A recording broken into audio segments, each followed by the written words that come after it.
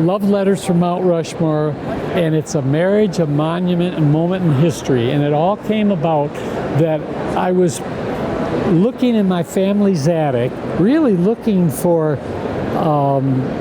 a flag that they said my mother was a member of the Daughters of the American Revolution. I said, man, if I could find that, I'll hang it up.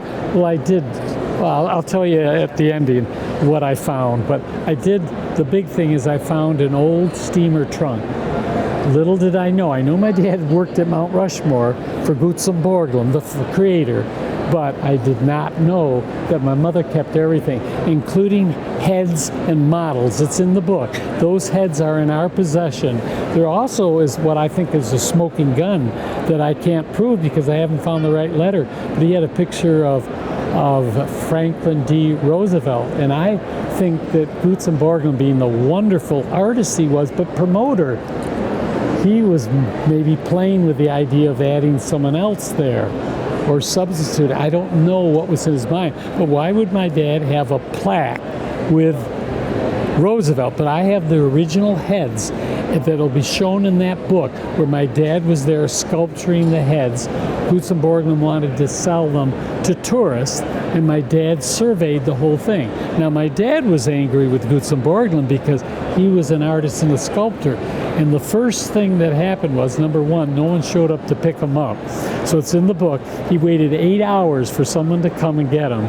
Here he was a guy getting a break, coming out of the Great Depression, where he literally was shoveling snow to survive, working at nights as a clerk in a big McFarland's, it was in Rochester, New York, and mother was selling greeting cards door to door, and they had just not broken up, but they were living with their parents because they couldn't pay the rent anymore. That's what the Great Depression was. And for someone of a famous nature like Gutzon Borglum to come knocking on the door and say, I've told artists to live here. And he said, yeah. And he said, come and work to me at Mount Rushmore. After my dad had finished working on the head of Frank Gannett, the head of the Gannett newspaper. So that's why Gutzon Borglum was in Rochester, New York. And my dad, who had won the Procter & Gamble's soap carving contest that had traveled throughout the country, they told him that there was a great artist living at the other side of the tracks, Lewis Street, because he was living in Rochester so he could find part-time work and then visiting us kids on the weekends. So anyway, he gets to Mount Rushmore, and Lincoln Borgen shows up and says, my dad wants you to survey the mountain. My dad, trying to be cool, survey the mountain. The letter that's in there written, I don't know how to survey the mountain. I don't like heights. I'm an artist. Why am I not sculpturing along Gutzon Borglum? Well, Gutzon Borglum's story was eventually, it comes out in the book, I got to see what you could do. So my dad did everything Gutzon Borglum told him, and mother gave good advice. He's a great man. Great men have their own problems. You do what you say. She was a woman behind the force. And dad, being Italian, was very emotional and a little bit complaining, to say the least. And so he did what Gutzon Borglum told him.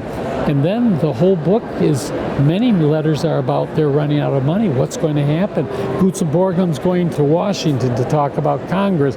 We'll get money. They'll get money. And the workers showed up as if they were doing the movie On the Waterfront. Is there work today, etc. But my dad was a sculptor, so he was working in the studio.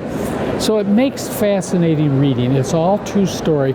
It's told through their love letters. Now remember, they didn't have iPhones, emails, and all that stuff. It took them 3 days to get to Mount Rushmore after a day having read his papers and 3 days back. So you're talking a week. And then you would read the letters and you wouldn't have answered some of the questions, or they would overlap. So the book is the struggle, not only of the Great Depression, of what people did to survive, of the inside story of the four heads of the president.